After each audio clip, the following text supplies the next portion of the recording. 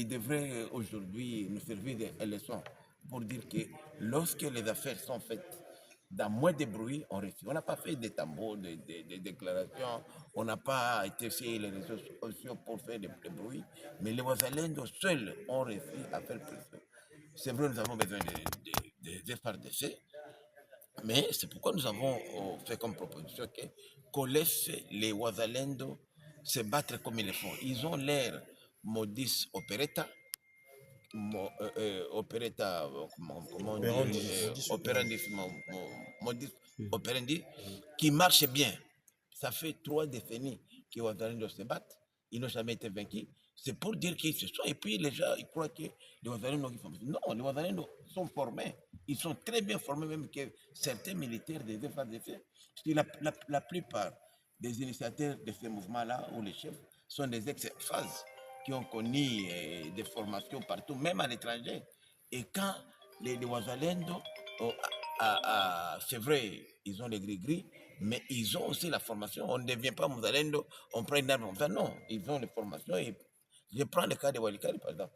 Walikali, depuis presque 20 ans, la sécurité de Walikali, à 70%, est assurée par les Ouazalendo.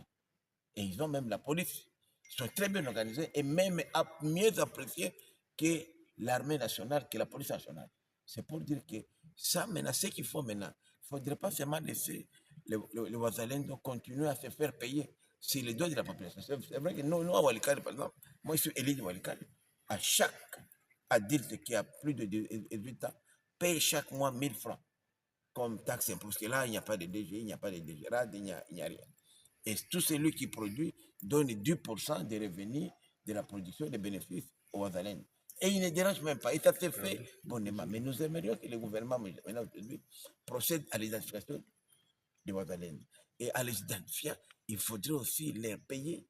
Il faut les payer, leur donner une solde qui va les motiver. Je vous dis que ce sera la meilleure arme. C'est pourquoi j'en appelle encore une fois de plus à notre bureau de l'Assemblée nationale à pouvoir fixer les débats sur les deux propositions de loi intégrant les patriotes ayant pris les armes pour défendre la patrie et ayant des connaissances sur les droits internationaux humanitaires, les intégrer dans les FARDC et la police. On aura une bonne armée. On a fait un calcul simple. D'après les statistiques à notre disposition, on aura 250 000 patriotes convaincus qui pourraient rejoindre les FARDC et la PNC. Et à procéder aussi à la mise en retraite anticipée. Il y a beaucoup de militaires des FARDC fatigués qui ne font plus rien. On peut les mettre dans une retraite anticipée, les reverser au SENSAP. C'est ça, c'est le problème. Les militaires ne vont jamais à retraite. Et il y a des militaires passionnés, mais qui continuent à être payés. Et il faudrait aujourd'hui revisiter, vraiment faire une commission d'enquête pour déterminer les vrais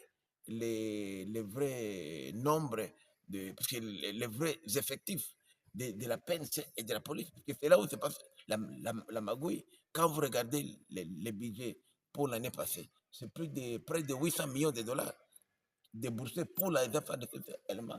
Mais cet argent va où? On ne va pas, alors que les Rwandais, un petit pays, n'arrivent même pas à 10% de ce montant-là. Mais les Rwandais, il y a des problèmes organisationnels et surtout les détournements dans le secteur de la défense nationale. C'est pourquoi même dans mes deux propositions de loi, j'avais introduit une nouvelle innovation, c'est le contrôle parlementaire qui devrait être exercé sur l'armée et sur la police. C'est bien dit. Merci.